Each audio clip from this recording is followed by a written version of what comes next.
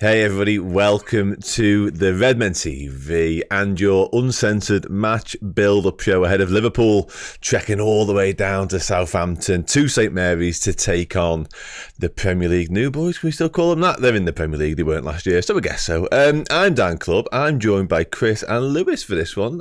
Hope you are well at home, or wherever you're watching from, work, blah. How are we, gents? Okay? Yeah. All good.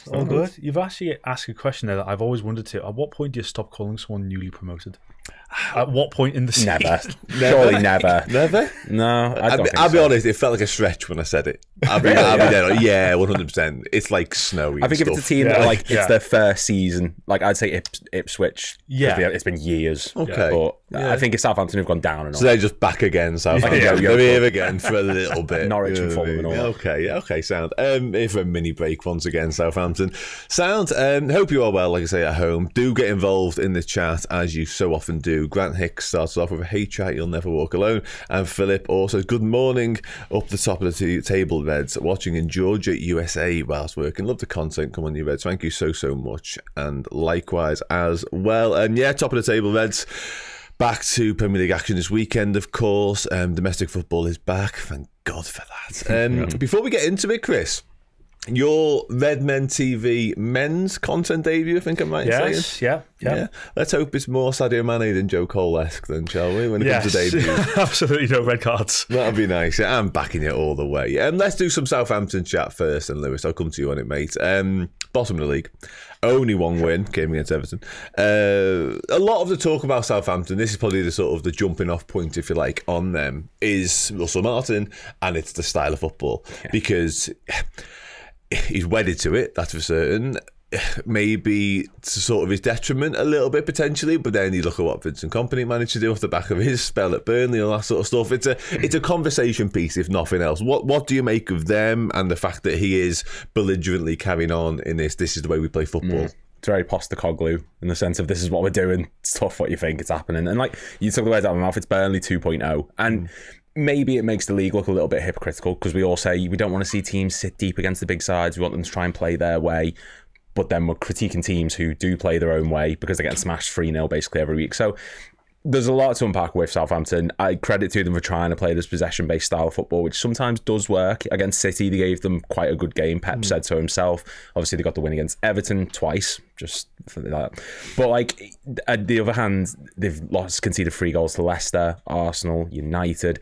We beat them 3-0 last season in the FA Cup with kids. Like, for all that, it's a credit to them for playing that style of football and trying their way. There's time and a place to do it, and I don't think coming up to the Premier League, especially after the window they've had, is the time to do it. No, it's interesting that, and you mentioned the FA Cup game there, obviously that was Lewis Kumas and Jayden Danns, wasn't it, doing the business on that occasion. Good to see Jayden Danns back in training this week, by the way, just as an aside, and Lewis Kumas is tearing it up down at Stoke as well, which is also positive. But Chris, I'll come to you on it. Lewis mentioned it there, really.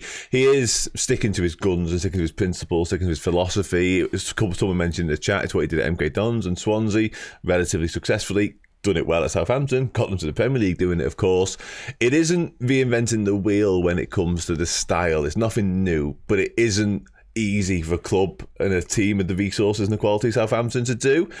They're doing it the hard way, if you like, because often you see teams come up and say, no, that isn't going to work. But again, as Lewis mentioned, they are being competitive. So what do you make of it? It's interesting. You make a point as well about Vincent Kompany, and look, fair enough, he's gone on to manage Bayern Munich, and they are doing well in the Bundesliga this year as opposed to last year. But I just look at Southampton, and even in their last game against Wolves, and I know it was a brilliant finish from Cunha, but they're playing out from the back and they're getting caught and they're being punished for it. And my criticism of Kompany last year in Burnley was, if you know you're getting caught, I'm not therefore asking you to be boring, but you've got to adapt, because otherwise, what's the definition of insanity? Doing the same thing over and over again and expecting different results. If you haven't got the personnel at the top level to play out from the back, find a way to achieve results perhaps without doing that. Because they went 5 at the back against Wolves, and even then trying to play it out, and it still didn't work. So I am a bit critical of Russell Martin because, as well, after the defeat against Leicester, it felt like he was starting to dig people out a little bit as well after that, because they were 2-0 up in that game, went down to 10 men, lost 3-2. And that was when a bit of frustration started to set in, because even then, you mentioned the game against Everton. Before they scored the winner against Everton, Everton could have been about 3-0 in that game. Yeah. And that's the one win that they've had in the Premier League this season, and arguably shouldn't have even have had that. So there is a balance. They have definitely been competitive. Missed a penalty against United, took the lead at Arsenal, hit the bar against City at 1-0. So there have been moments where this season could well have been different for Southampton, but ultimately, the bottom of the league, they are conceding a lot of goals in various different ways. That's the thing as well. So I just think this is a test now of Russell Martin to really dig into his managerial style and find a way to adapt. Yeah, no, absolutely agree with you on that. Yeah, just sort of to sort of round off where they're at. Obviously, they are bottom of the league, as mentioned. Played 11 like everybody else. 1 win, 1 draw. And you can see that the goal difference there, -14, which is comfortably the worst in the Premier League as well. So, although they are competitive in some of the games that we already mentioned, they are still shipping too many goals, I think it's fair to say. And that's that risk and reward thing that we've already discussed, you know what I mean? And they're getting, I do think it boils down to the quality, and when you do come into the Premier League, you do need to be a bit more street smart with it, potentially a little bit. I'm not quite sure he's got that going just yet for them, and somebody mentioned earlier on the chat as well, he's sort of managing for his career as opposed to Southampton, and I do get that angle of it as well. Again, Vincent Kompany, the well-trodden path now exists. Okay, let's do a bit more on Southampton then. So in terms of their danger men, Lewis, I'll come to you on it, buddy. I mean, there aren't loads because they've not exactly been free scoring, but I have been quite impressed with Tyler Diblin, the young winger. He could be one they could turn to and say, if we're going to win some games of football, maybe to go reliant on him, but he's still so young. Yeah, it's a big ask, I think, and I think one benefit they can take from this match is at least they're at home. At least they're going to have that slight advantage. But yeah, there's a lot of players in that team who have had to majorly step up. Howard Bliss is another one who's had to really come up this season. Cameron Archer, who, let's be honest, he's not really a terrific player, but he's taken the brunt of the goals. I think he scored 4. The next highest is Bellis, who's on 2. So it does feel like it's being dragged by individual performances this season as opposed to the team itself. They're in the top 3% for possession, but they're in the bottom 2 for shots and shot creating actions. So while it's looking all good on paper, we'll keep possession of the ball, we'll maintain it, they're not actually doing anything with it, and they are having to rely on individual brilliance from certain players to carry them along. Yeah, it's interesting that I did our Oppo preview show last night. I recorded it actually with a journo from obviously that patch, and he was saying that what you just alluded to there is a lot of the risks are unnecessary because they're doing them in their own sort of third, if you like, and they're doing a lot of the possession stuff, they're keeping a lot of the ball, but when it actually comes to the sort of the business end of the pitch, they're not really taking any risks at all. That's when it becomes far too safe, and it should be the opposite, you know what I mean? So they haven't struck any sort of balance whatsoever. I'll come to you, Chris, on the injury front.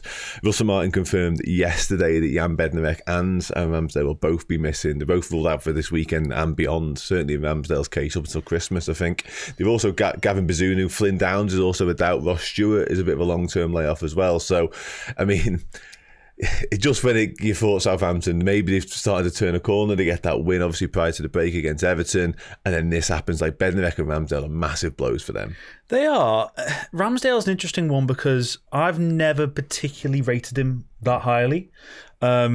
Obviously, he's already got 2 relegations on his CV, and at the moment he is heading for a third, let's be honest about that. Yeah. A bit of a specialist in that department. Unfortunately, it's not a tag that you want, but obviously there were loads of Arsenal fans that weren't particularly happy. I think in one of his 2 Premier League games last year, obviously because he was on loan at Arsenal, then conceded a goal by just trying to play out from the back, ended up in his own back of his own net, didn't it? So also Raya was on loan, sorry. To Arsenal, he couldn't play because came in. Yeah, so I've never been particularly the biggest fan. Nevertheless, I do think he is better than McCarthy, who is set to play this weekend. Bednarek, as you say, has not really particularly impressive. Southampton have been at the back this year. He is an important player than Fulham, Poland international. Got experience as well in the Premier League, been around a bit. A lot of own goals. I was going to say, I think he got like -7 in FPL terms when they lost 9-0 at United because he scored an own goal, got sent off. He conceded 9. So not a tag he wants. They lost somebody else in that game. Somebody else got sent off in the debut in that game, in the first minute, didn't they? I don't mind saying. Probably knee-high tackle. Anyway, bye. But it's interesting because you mentioned Tyler Dibbing there, and I was thinking about danger threat of players that I could see maybe wanting to join Liverpool as such. In the past, there were loads of players. I looked at Southampton and thought, I like you, you're a really good player. But not so much now. That 15-16 squad was ridiculous. Yeah, exactly. And fair enough, most of them ended up joining Liverpool. But it's a far cry at the moment. Cameron Archer as well, as you say. I do like Mateus Fernandes. I don't think he's particularly lived up to the hype at the moment, but I do think he is a key figure in that midfield for them. But as you say, the injuries on their front, you do wonder whether Martin will actually look at changing it for this weekend, because the odds are so stacked in their favour. I don't think any of us are disrespecting Southampton with how we're saying, but Liverpool are massive favourites for this game against a Southampton team who, if they play their own style, it will play into Liverpool's hands. So if you're Russell Martin, are you not thinking I should be a bit safer? Yeah, but he could suggest he doesn't really need to sort of throw the baby out with the bathwater when it comes to that, because he could suggest that his hand's been forced because of the injuries and the absentees. So I think you're right on that. This could be his opportunity to change a little bit. I know he's adapted when it comes to formation, but when it comes to his actual style and philosophy, he's got a bit of a free hit this weekend when it comes to that, because the expectations are so low at Southampton. It's funny actually, because part of the conversation I had last night was what sort of like the fan feeling around him. Is there this sense that like, oh listen, we play this style of football, it's good fun to watch, but we might go down with it? Or is there a sense of like, no, actually we wouldn't mind picking up some points along the way? And it's just started to switch a little bit. You've got to get one of the best teams that played Route 1 football was Sam Allardyce's Bolton, and I don't think people will look back and go, yeah, but the football wasn't great to watch. You got points. That's the point of it. Like, you tell me JJ Okocha wasn't great to watch. Exactly. But you know, like no one's going to look back on those teams and go, oh, we used to play beautiful possession-based football, pass it around the back, dictate tempo. But they got goals. That's the point of it. So it's all well and good playing this possession-based style of football, no matter what formation you play. But if you don't get goals and results, you're not going to be in the league long enough to remember.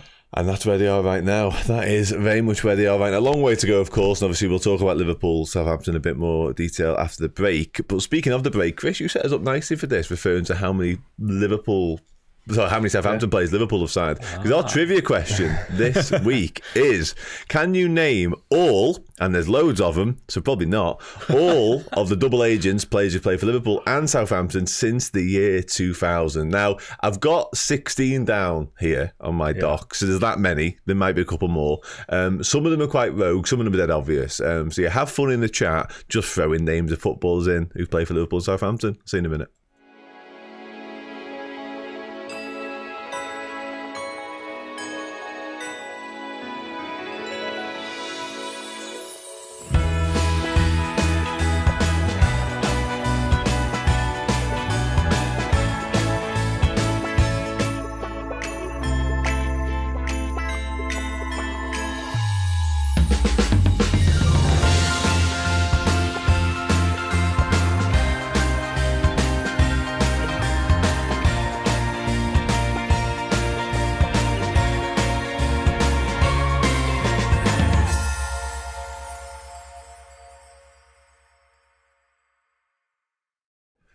Hello everyone, welcome back. That was nowhere near long enough for you to name 16 footballers who play for Liverpool and Southampton, but we move. We're here anyway.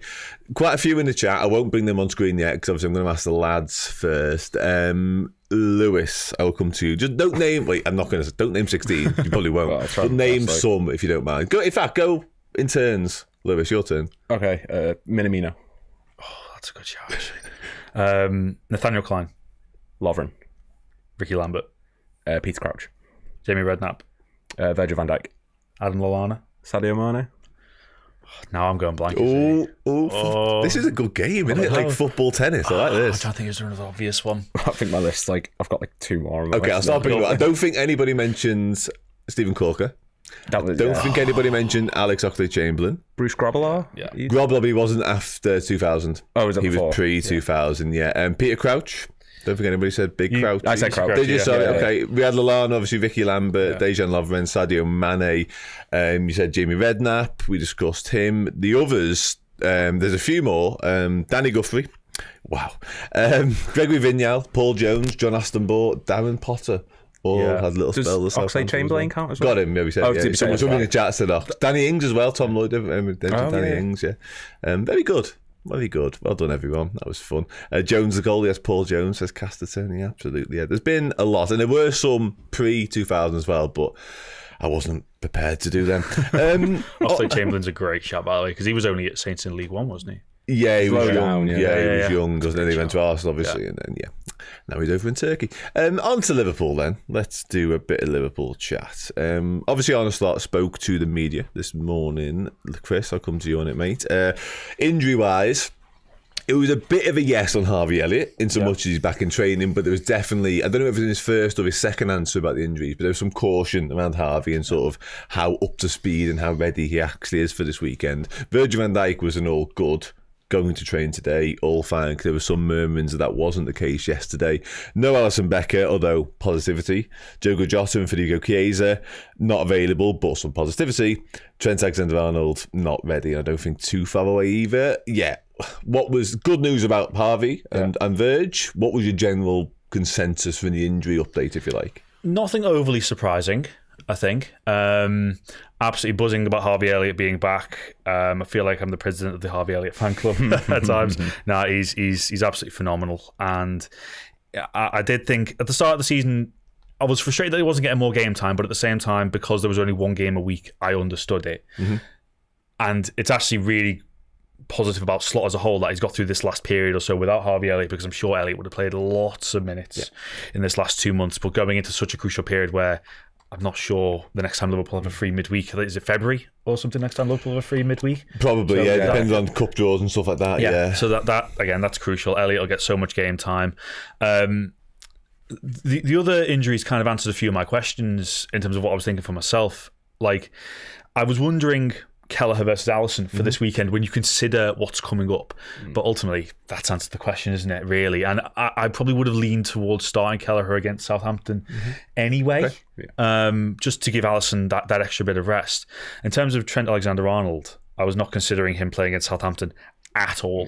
Not even 1 second. Is that because of what's to come this week? What's to come this week, but also trusting Conor Bradley. Because he is such an able deputy, and again, will have a fantastic career. He's already doing so well for Northern Ireland, does so well when he comes in for Liverpool, and he's more than capable of playing against Southampton. I would genuinely argue that he'd be absolutely fine against Real Madrid, because I've got that much faith in him. I know that's a big claim, but if it means that Trent Alexander-Arnold is fit and raring and ready to go for Manchester City, I think that's what we'd all prefer. Where are you on that, Lewis? That's an interesting one. And not just the Conor Bradley front, by the way, but your general feeling towards, do we just go full strength because it's a Premier League game and we want to maintain top of the league? Or is there a little bit of you, Arne, looks at it and goes, big old week this, and then a big old subsequent 6 weeks thereafter, and it's Southampton, and there might be some fatigue, post-international break, all that sort of stuff. There's a couple of injury headaches as well knocking around, we know that. So, before we go on to the actual team for this one, what's your general feeling about, because it's Madrid and City double-header, is there a little bit here that goes, you could just tweak it? Yeah, and I think you've got to be honest, because we're not in a situation like we were a few years ago where it was the starting 11 and then everyone beneath them who's on the bench or substitutes coming on and the level does dip. There's a noticeable decline. Everyone who's come on that better come off the bench, it just feels like we're not missing a beat. So it's not so much that we're going, we're going to rest this player to save the big guns for the later matches. Anyone in that team looks capable of performing. We said about Conor Bradley on the news show, how he could, if Trent does leave, he's easily able to slot into that right back position, number one choice. But you've got Tsimikas, who's massively stepped up. Curtis Jones is playing out of his skin at the minute. So I would be resting those players. Like you say, Trent, great, should probably be rested. Maybe Robertson for the Madrid City games, those kind of players. You do have to be tactical with it. It's not like FIFA or something where you can just play the same 11 over and over and over again. They are humans who are going to fatigue. And I would be looking at Southampton and thinking, there is a risk there. There's always that danger, especially we saw Luton last season as an example. But you do have to look at your priorities and think, Southampton Premier League against Man City Premier League, Real Madrid in the Champions League. They're the games you do need the best of the best for. It's a fascinating conversation, and I think it's made all the more so by what's sort of gone before when it comes to post-international break versions of Liverpool under Arne Slot. Because the first one, I forget who we're playing now, so forgive me momentarily. We come back and he just went same team again. It was Forest. Of course it was. How could I possibly forget? But he went same team, and I must admit, and this isn't the benefit of hindsight. I remember doing the show through there. obviously pre-game and being a bit like, you just named the same team here. Yeah. This isn't what happens. Yeah, you don't do I was this. expecting at least 2 changes. Yeah, you don't do this. Like, with all the best will in the world, and obviously over time we've learned that he's a brilliant football manager, and maybe I should just trust him a little bit more. But my instant reaction was, well, Jurgen wouldn't have done that. You know what I mean? Yeah. The Arsenal had to have been in South America. Like, there's a workload question here, and obviously the performance bore out terribly, and we got beat by Nottingham Forest, which in the fullness of time might not be the worst result in the world, because they actually look quite decent, but still the point remains. And I do think he's learning how to manage this squad a little bit more, so it's going to be really interesting. Because it's post-international break again, and I know obviously Van Dijk had the midweek off, in Gravenberch likewise, it wasn't quite as taxing maybe as it could have been for a few, but then you look at the fact it's Madrid and City in such quick succession as well. It's a really interesting conversation, and one we're going to continue with, because we're about to start going through the actual departments. Before I do, I did like this comment from Dave. Anyone else got the feeling that the Madrid game might be a decider for Trent's future? Feels like winner takes Trent. And also Joseph Tyrrell. That Champions League final a few years ago decided Bellingham's future. Yeah, it looks like it might have done. And as Joseph also said, he'd be tempted to start Morton or Endo for Gravenberch, which is an interesting one. We'll come on to that in more detail in a moment. But first, we've already hinted towards it. It's going to be Kevin Keller in goal. Like, it just is. That may well have happened regardless of Alisson, but it will definitely be Keller. We now know that, which is perfectly fine. Defence-wise, Chris, you've already nailed your colours to the Conor Bradley mast, so that's done. Centre halves, any thought in your mind about it not being Ebu and Verge? Slot's comments today were quite interesting, because he got asked about Konaté's consistency in terms of being fit, for one. And that's something I think we've all kind of been concerned with in the past. Is he able to play 3 games in a week? He's playing 4 or 5 in a row at the moment.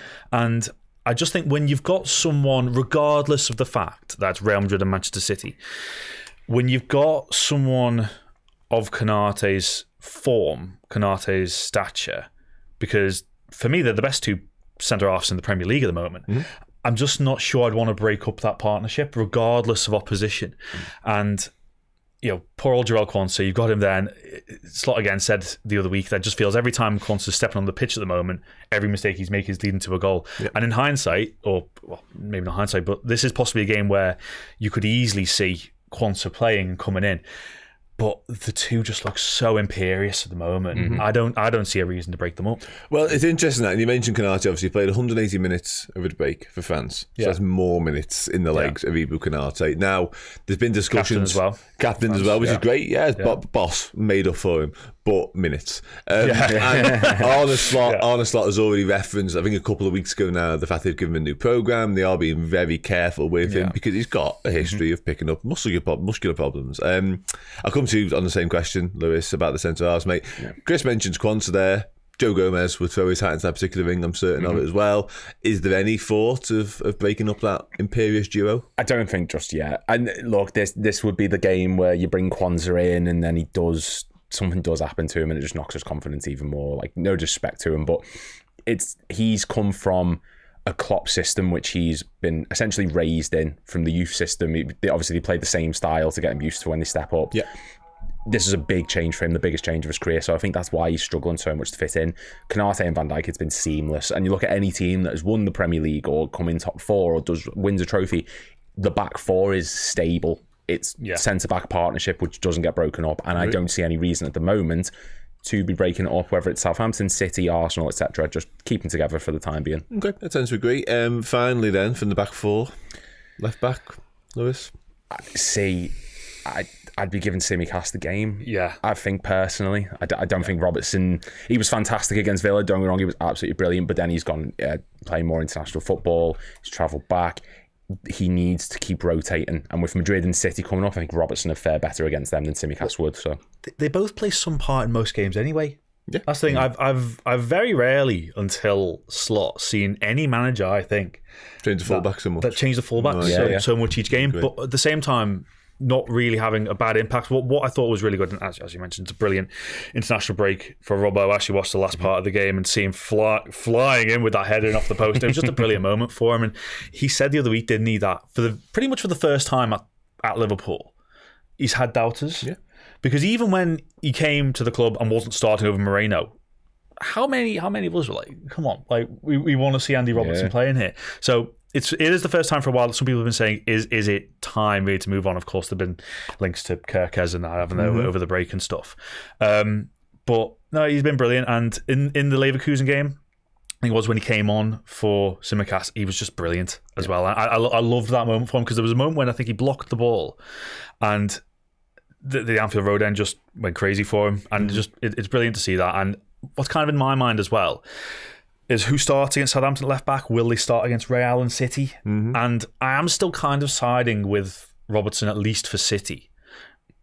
Against Real is maybe a bit more of a tighter matchup, but yeah, I agree with you. I am thinking Simicast, and also, to be fair, Simicast has arguably been the better of the two. Yeah, no, so it's no disrespect. Yeah, no, I agree absolutely on that. To be honest, I think sort of overall so far this season it probably has been Costas, but I still maintain, and this is my weekly dig at Costas, I still maintain that a firing at all cylinders best version of Andy Robbo is a better option than Costas. And hopefully we get to see that, and I think we have started to see glimpses of it, and as you mentioned, Robertson's exploits for Scotland in midweek may well give him a boost as well. Let's move into the midfield then, shall we?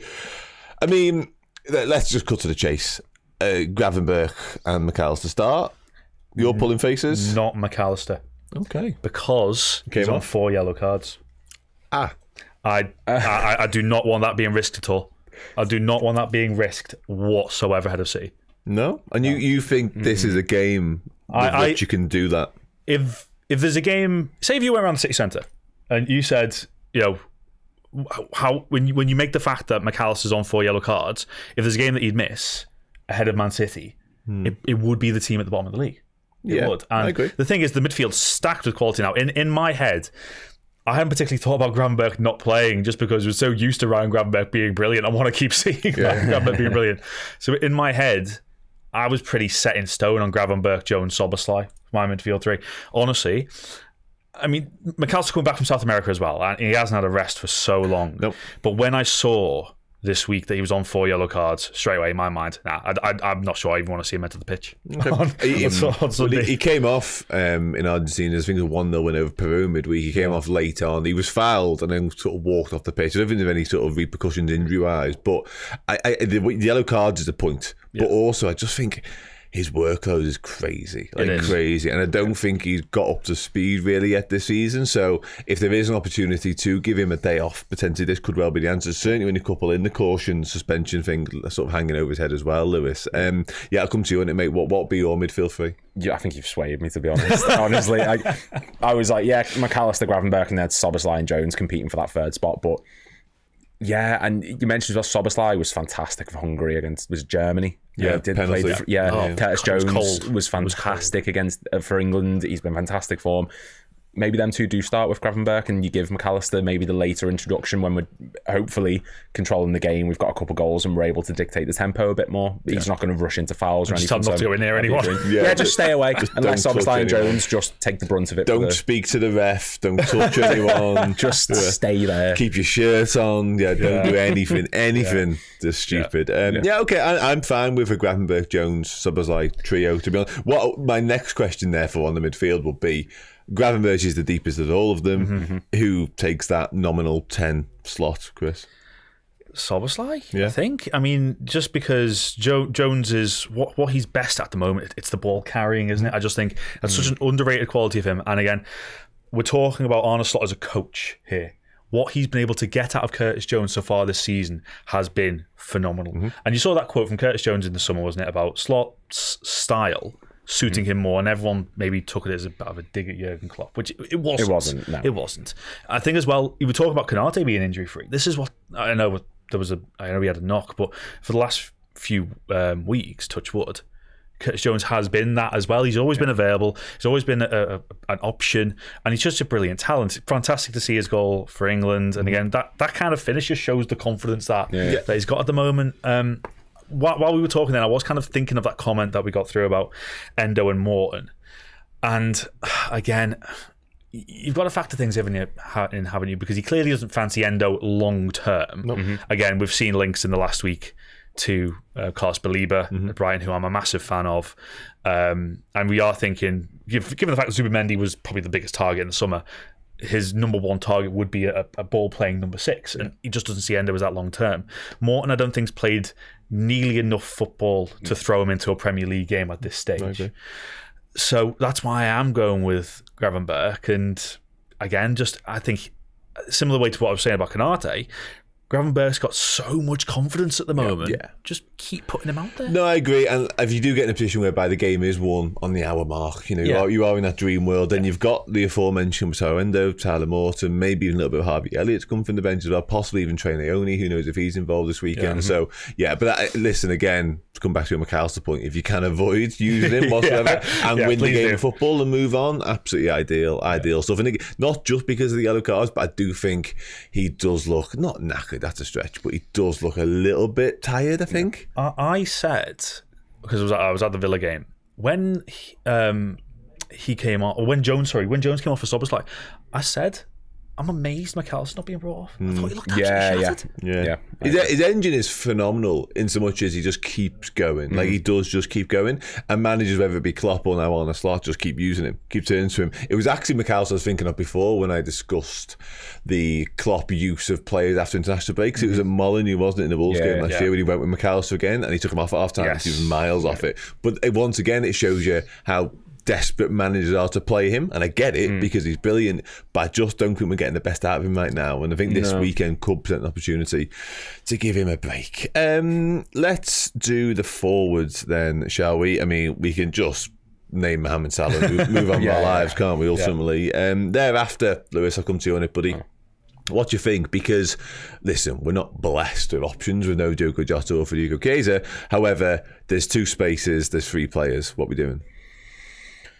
Oh, God. So, I love Nunez. I really, really do. And I would be starting him only because I think Diaz has played a lot of minutes at the moment. Obviously, him and Gakpo are sort of rotating at the moment. I think that if Nunez isn't able to get a goal, though, or contribute something massive in this game, I would be looking at it and thinking we need Jota back like ASAP. I would be giving him a go. I think if Southampton are going to try and keep possession of the ball more than us, which is unlikely, but it is possible. They'll try. They'll definitely try. Yeah. You need those players who are going to press them. Szoboszlai will press them. Nunez is a pressing machine. He'll do the same thing. And with that, stretch them. Diaz is probably going to get more success on the left than I think a Gakpo would. So I'd personally be going Diaz and Nunez up front. Okay, interesting, Chris. I'm going Gakpo on the left. The South American bits kind of play into that a little bit, although one of the South American contingent will start up front, unless there's a massive surprise. Also, it's going back to what you said about the Nottingham Forest game.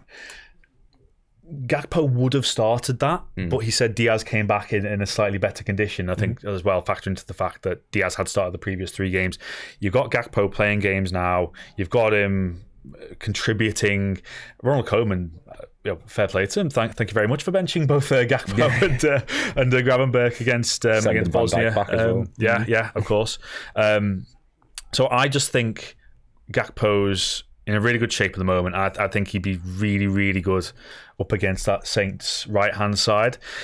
In the middle, again, I'm with you in that I probably would be starting Nunez, but every time now I'm thinking about that forward spot, I'm just thinking about Diaz against Leverkusen. Just second half. Yeah. That's why how big an impact that had.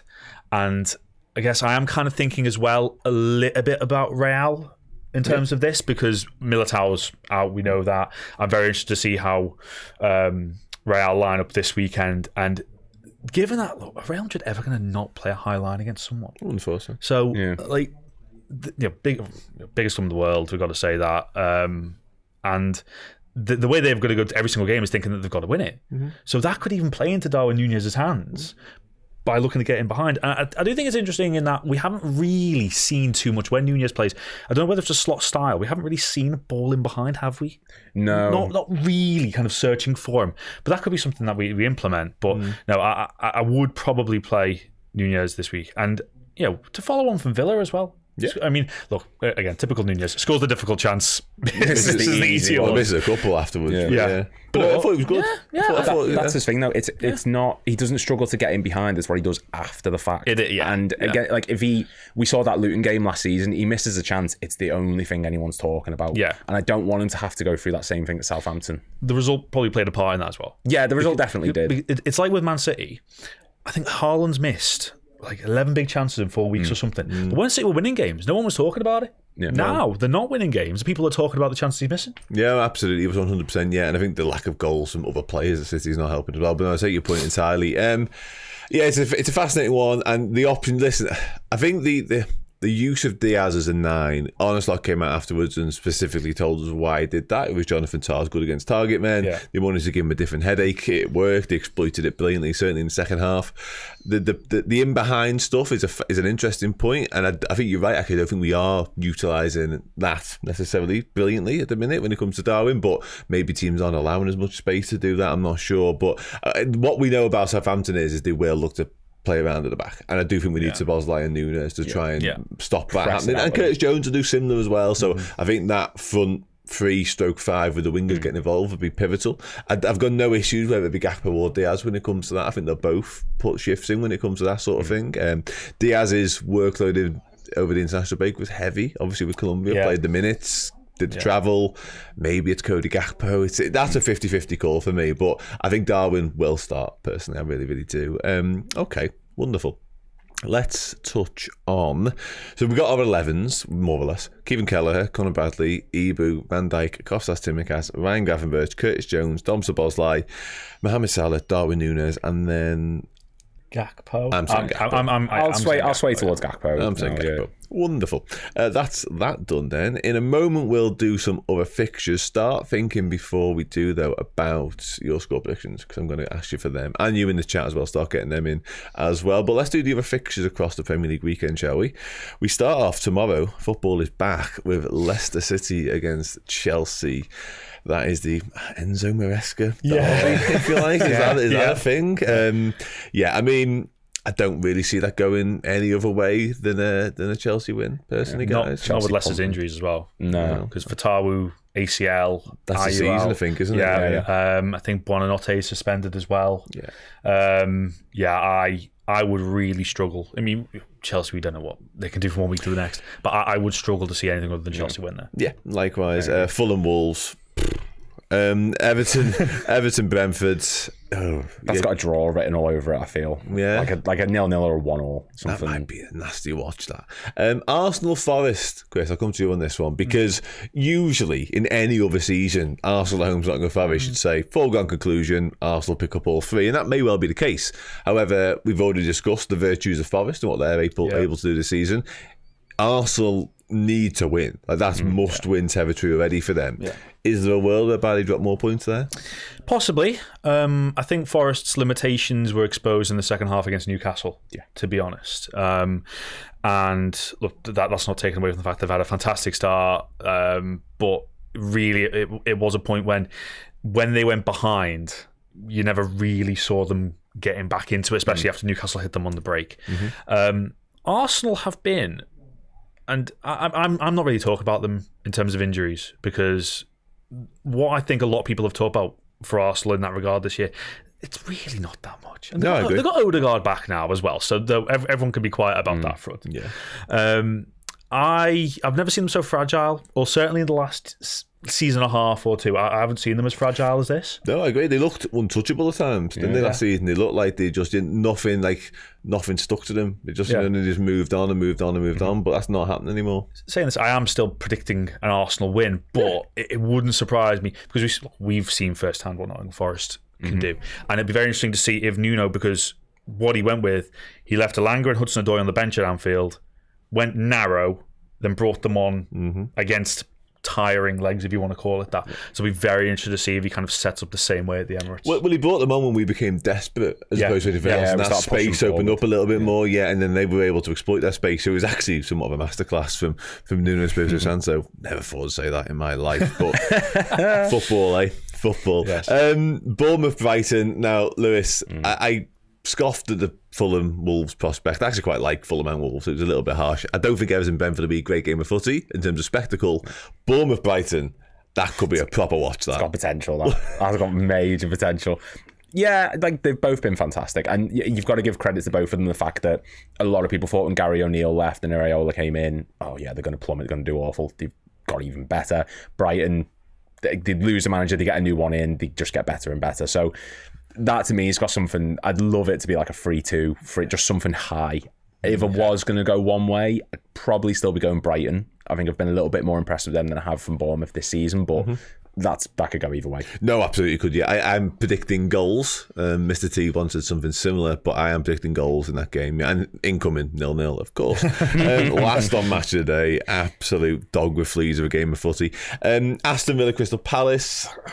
Palace are struggling, aren't they? They are, but so are Villa. Quietly. That's the thing. Again, clean sheets wise, Villa pretty much can't find them, and they've dropped silly points this season against Ipswich. Although Ipswich are giving a lot of teams a run for their money, that's still a game after Villa went in front you would have expected them to see through. Bournemouth as well. Yeah, Bournemouth, 96th minute equaliser, 0-0 against United. Eric Ten Hag's United, of course, which obviously didn't look good for anybody this year not to get points against them. I'm interested to see if Eze's back, because I haven't heard anything about what if Glasner's said if he's back or not yet.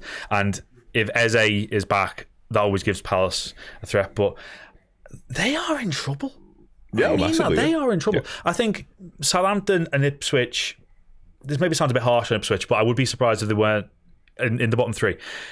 Palace are a big candidate for that. Losing Elise and Anderson, it's got to be said, both of them. Although Anderson was a really strange one in the summer, wasn't it, to Fulham? Yeah.